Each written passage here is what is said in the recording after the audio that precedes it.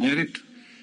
Në salë janë gjithsejt 100 deputet, të nderuara deputete dhe deputet, i falenderoj përfaqësuesit e partive politike që erdhën në konsultim. Takimi shpërfaqi qëndrimet aktuale të tyre. Pati përfaqësues që e braktisën konsultimin. Fatkeqësisht nuk pati konsenzus. Seanca do të vazhdojë brenda 48 orëve në orën 12 me 19 prill 2025.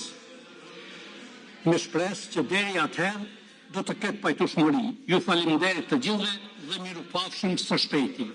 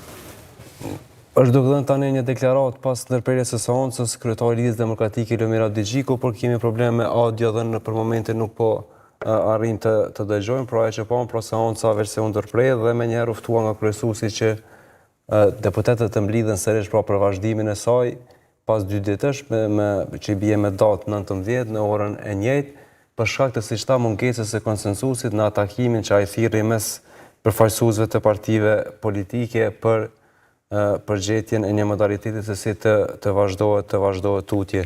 Pra, si